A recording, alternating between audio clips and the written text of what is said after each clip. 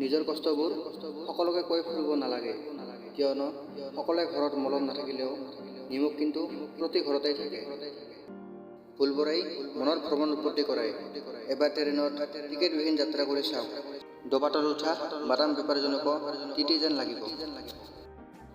এজন বিশেষ ব্যক্তিয়ে কৈছিল, যেতিয়া আমাৰ দেশৰ কিতাপবোৰ ফুটপাত বিক্ৰী হ'ব আৰু জোতাবোৰ শ্ব'ৰুমত সজাই থোৱা হ'ব, বুজিব আচলতে মানুহক জ্ঞানৰ প্ৰয়োজন নহয়, জোতাৰহে বেছি প্ৰয়োজন।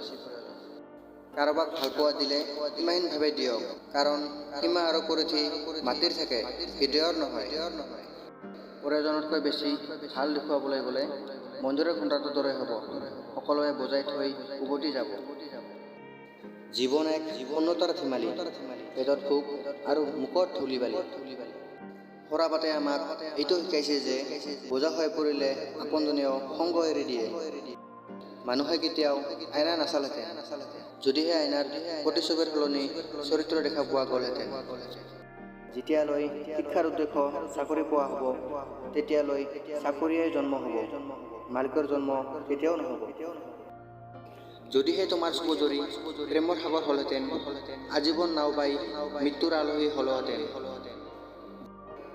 জীৱনত সেইটো কাম কৰি আটাইতকৈ আনন্দ পোৱা যায়, যাৰ বিষয়ে কয় এইটো কাম তোমাৰ দ্বাৰা নহয়। ভুল কৰিছা যদি মাফ কৰি দিবা বুলি শুনিছ, কিন্তু খোৱাৰ পাছত সকলোৰে ভাগ্যত ৰাতিপুৱা নাথাকে। কোনে দিব জীৱনজুৰি আশ্ৰয়, মৰাৰ পাছতো মৰাণীয়া মানুহে কান্ধ সলায়। মোৰ ওচৰত ভগৱানৰ অভাৱ নাই, কিন্তু মানুহৰ যথেষ্ট অভাৱ। প্ৰেম আৰু বিশ্বাস এহাল চৰাইৰ দৰে, এটা উৰি গ'লে আনটো পাছে পাছে উৰি যায়।